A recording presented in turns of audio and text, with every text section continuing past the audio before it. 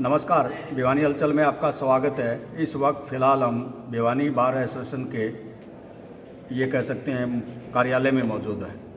हमारे साथ हैट्रिक लगाने वाले सत्यजीत पिलानिया जो प्रधान हैं वो मौजूद हैं। साथ ही नरेंद्र काटीवाल बार के सचिव भी हमारे साथ मौजूद हैं।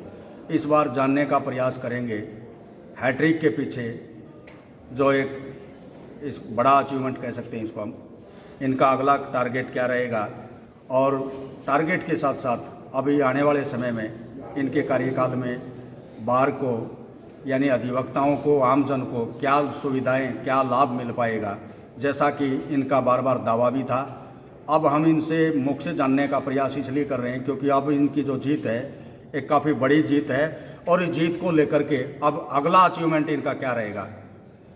प्रधान जी, स्वागत है आपका। चौहान साहब नमस्कार। भिवानी हलचल के सभी दर्शकों को भी बहुत बहुत शुभकामनाएं। अभी सर बातचीत करें आपका हैट्रिक की, जी तो हैट्रिक को लेकर के आप काफ़ी आश्वस्त थे। बिल्कुल चौहान साहब, पहले इलेक्शन में भी आपने पूछा था कि आप कितने मार्जिन से धक धक भी आपके मन में हो रही होगी, तो मैंने कहा था इलेक्शन को लेकर कभी मेरे मन में धक धक नहीं होती। मेरे वकील साथियों को इतना प्यार और सम्मान जो मुझे देते हैं उसका मुझे पहले से ही अंदाज़ा होता है कि जीत सुनिश्चित है। हैट्रिक को लेकर के मैनेजमेंट क्या था सर, ऐसा क्या था? कोई भी अधिवक्ता, देखो कोई तो कहीं न कहीं तो कोई एक इक्का दुक्का तो मिलता है, लेकिन आमतौर पर यदि हम बात करें, कोई तारीफ़ की बात नहीं है, कोई आपके अगेंस्ट बोलता दिखाई नहीं दिया।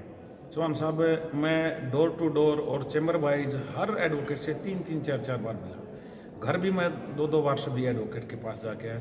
जो पूरी 2 साल के दौरान जो मैंने विकास कार्य किए उसके ऊपर जिला बार एसोसिएशन ने फिर से हैट्रिक के लिए मोहर लगाई। अभी तक जो भी कार्य हुआ है, जैसा कि आप लोग जो देख पा रहे हैं, भिवानी बार एसोसिएशन का ये जो हाल है, काफ़ी इसको हम ये कह सकते हैं, आप इसकी तस्वीरें देख करके एक अंदाज़ा अनुमान लगा सकते हैं किस प्रकार का हाल है, कि इसका जो उदारीकरण हुआ है, सौंदर्यीकरण कह सकते हैं इसको हम। और ये सारा का सारा जो इसका जो श्रेय है, क्रेडिट है, वो सत्यजीत पिलानिया जी को जाता है। अब अगला कदम क्या रहेगा? जैसा कि लाइब्रेरी साथ लगती, जैसा कि हमने देखी है, लाइब्रेरी के साथ साथ अन्य और भी जो कार्य हुए, इनके अलावा अगला कदम क्या रहेगा जिसको बड़ा कदम हम कह सकते हैं? चौहान साहब, सबसे पहला मेरा इस बार का जो फोकस है वो चैम्बर निर्माण को लेके है, जिसकी फिजिबिलिटी रिपोर्ट तो आ चुकी है, अब उसका साइट प्लान तैयार होने लग रहा है। तो सबसे पहले हमारे युवा साथी जो है उनके सीटिंग की व्यवस्था नहीं है, तो हम लगभग 200 चैम्बर का निर्माण इस साल में पूरा करने जा रहे हैं। और जो बाहर वाला लिटिगेशन हाल है अपना, इसको भी मेरा एक सपना है कि इसको सेंट्रलाइज जैसी कर पाऊँ। और एक हमारी कंज्यूमर कोर्ट का वर्षों पुराना है और मुझे एक मन में टीसी भी है उसके लिए, मैं 2 साल में उसको यहाँ शिफ्ट नहीं कर पाया, तो मेरा इस साल फिर प्रयास रहेगा कि कंज्यूमर कोर्ट को यहाँ लेके। आपके जो विरोधी वकील थे, जो आपके अगेंस्ट चुनाव लड़ रहे थे, उनका मुद्दा था कंज्यूमर कोर्ट का, कि वो कंज्यूमर कोर्ट यहाँ स्थापित नहीं करवा सके, तो आगे भविष्य में किस प्रकार की आस विश्वास किया जा सकता है, उनका जो कहना था।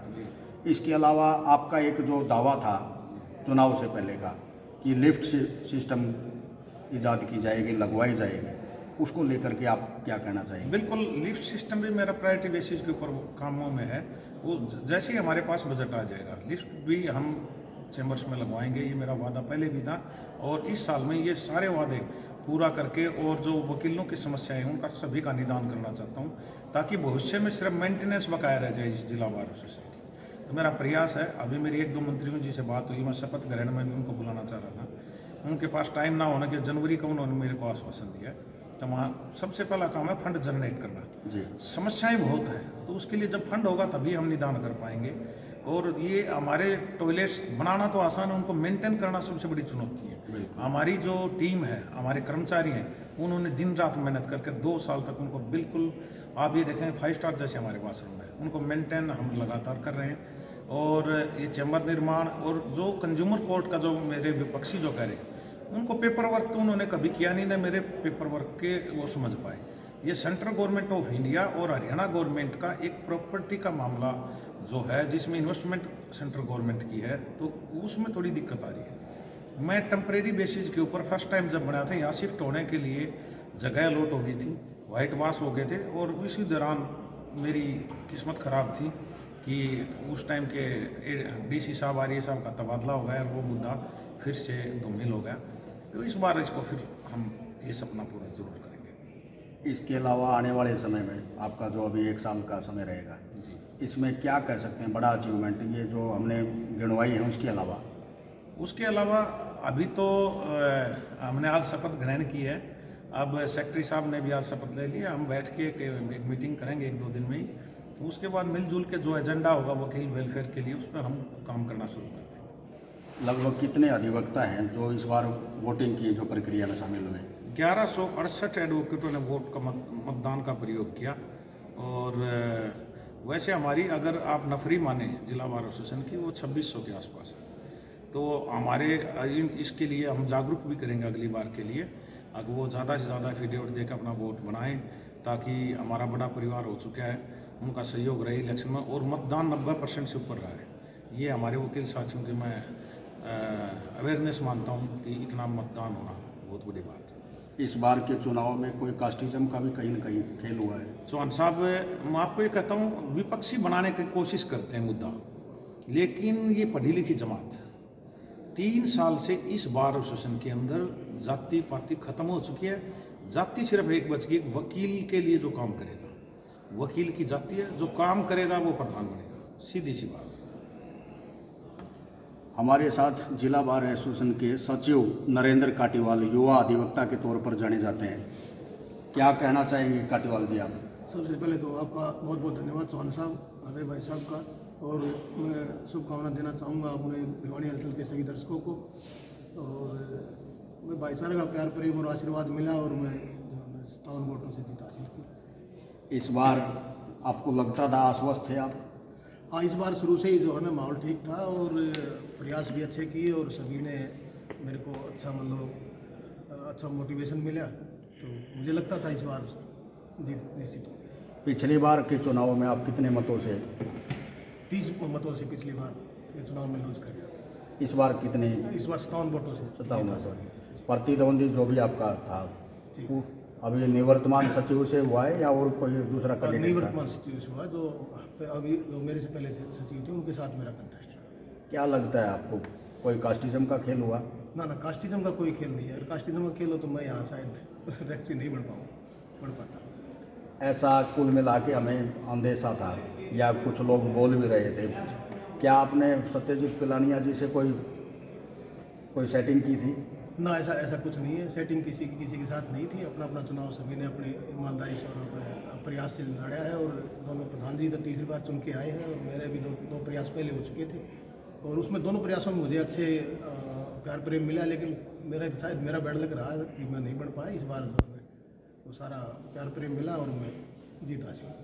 आपका सचिव के तौर पर क्या एम क्या रहेगा, अगला टारगेट क्या रहेगा? सचिव के तौर पर मेरा एम यही रहेगा कि मैं प्रधान जी और अपनी पूरी टीम के साथ मिलकर जो विकास कार्य जो चल रहे हैं उनको मतलब जो रह रहे हैं उनको पूरा करना। और जो प्रधान जी ने जैसे बताया कि चैम्बर्स की बात है, अभी जो हमारे नए साथी आते हैं तो उनके चैम्बर की व्यवस्था नहीं है, ना कोई सीटिंग की व्यवस्था है, क्योंकि यहाँ हाल भी फुल है और चैम्बर्स तो है ही नहीं। और चैम्बर की काफ़ी कॉस्ट भी जो है ना आज हाइक हो गई है, तो नए साथियों के लिए बड़ी समस्या है। तो नए चैम्बर्स प्रायोरिटी रहेगी, नए चैम्बर्स बनाना। और जैसे प्रधान जी ने बताया कि कंज्यूमर वाली समस्या है, वो प्रधान जी पहले 2 साल से लगे हुए हैं, तो उसमें भी हम प्रयास करेंगे प्रधान जी के साथ मिलकर, जैसे कि कंज्यूमर फोरम को यहाँ लाया जाए और ये समस्या दूर किया जाए। सचिव के तौर पर आपका अचीवमेंट तो है ही, उसके अलावा परिवार से भी आपका डबल अचीवमेंट है। हाँ, मेरे छोटे भाई हैं जो अभी पीछे, मेरी वाइफ भी एडवोकेट बनी है, रजिस्ट्रेशन हुआ है। और अभी पीछे जो पंचायत के चुनाव थे तो छोटा भाई जो अभय सिंह काटीवाल मेरे गांव से सरपंच चुने गए और 63 वोटों से उन्होंने जीत वहाँ हासिल की। गाँव अलगपुरा है मेरा जी, हल्का तो शाम पड़ता है, यानी कि डबल अचीवमेंट है आपका। जी। प्रधान जी, आपसे अंतिम सवाल जी। नरेंद्र काटीवाल पिछली बार भी चुनाव लड़ा था इन्होंने सचिव का, काफ़ी टफ मुकाबले के साथ, थोड़े से मुकाबले के साथ हार गए। इस बार ऐसा क्या समीकरण रहा, ये जीत गए? ये काटीवाल जी की मेहनत थी, इनके ग्रुप की मेहनत थी, जिन्हें लगातार वकीलों से मिलते रहे। कहीं ना कहीं इलेक्शन में कोई कमी होती है तभी इलेक्शन लूज करता है, और जो मेहनत करता है सही समय पर और वकीलों तक पहुंच पाता है तो उसको विजय श्री जरूर मिलती है। इस बार विरोधी लोगों का कहना था कि वे सत्यजीत पिलानिया नरेंद्र काटीवाल गुट एक हो गए हैं। ये देखो, कुछ लोग नेगेटिव विचारधारा के लोग हैं जो हमेशा नेगेटिव राजनीति करते हैं। मैं कह सकता हूँ, मैं अपनी पॉजिटिव राजनीति करता हूँ।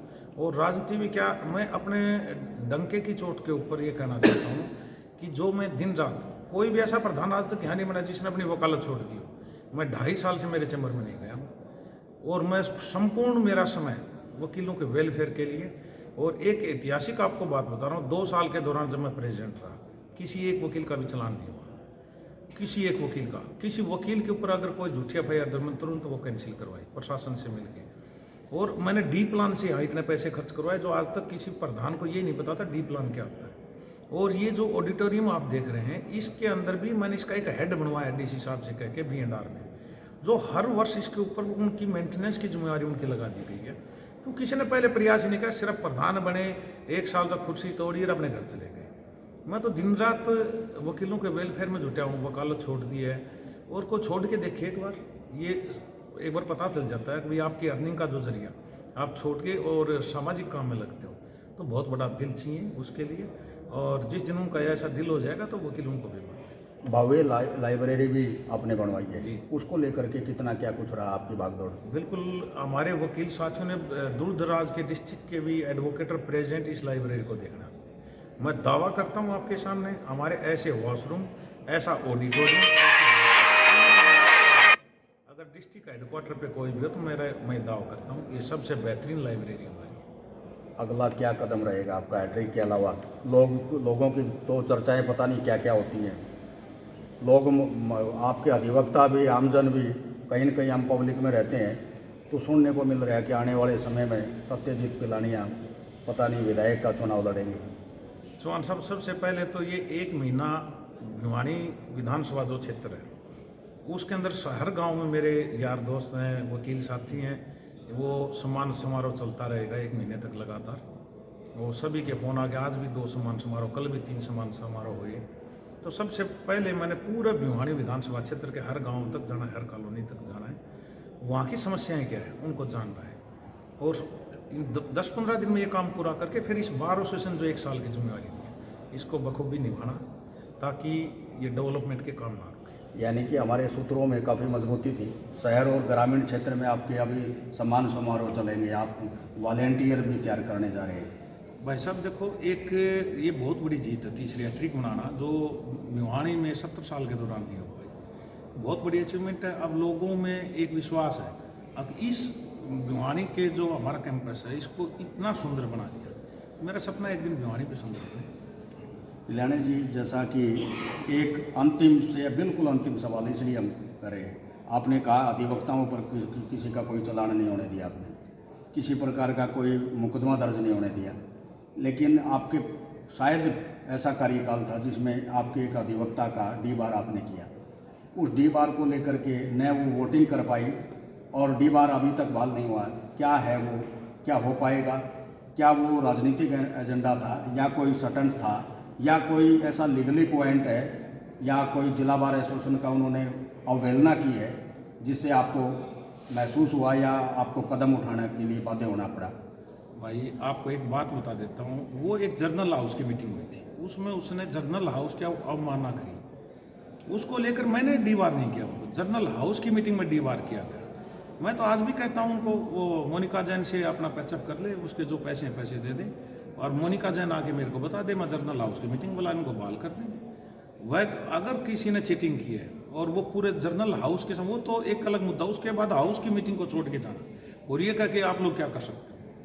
और राजनीतिक एजेंडा अगर मैं अपनाता हूँ, इलेक्शन का टाइम आया हुआ, मैं तीसरी बार इलेक्शन फाइट कर रहा हूँ, तो मैं ऐसी छोटी हरकत कैसे करूँगा जिससे मेरे वोटों का भी नुकसान हुआ।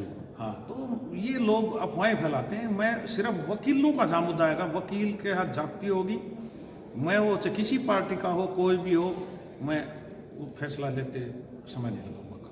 जी शुक्रिया।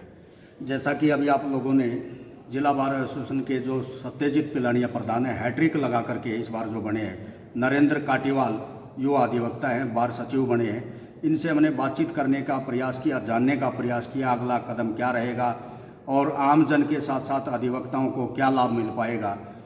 जैसा कि कंज्यूमर कोर्ट की शिकायत है, लंबे समय से जो डिमांड है वो शायद इनका जो कहना है, दावा है, वो यहाँ स्थापित हो पाएगा। लिफ्ट की सिस्टम, लिफ्ट सुविधा जैसा कि बड़े बड़े शोरूम, बड़े बड़े 5 स्टार होटलों में देखने को मिलती है, शायद यहाँ भी देखने को मिलेगी। वो तो समय बताएगा, वक्त बताएगा ये कितना इसको टारगेट को अचीव कर पाते हैं, लेकिन लोगों को भरोसा अवश्य है और हम भी ये आस विश्वास के साथ कह सकते हैं, इनके दावे के साथ दावा जता रहे हैं, हो सकता है कि आने वाले समय में लाभ मिल पाएगा। आप हमारे साथ जुड़े रहिए, तब तक के लिए नमस्कार।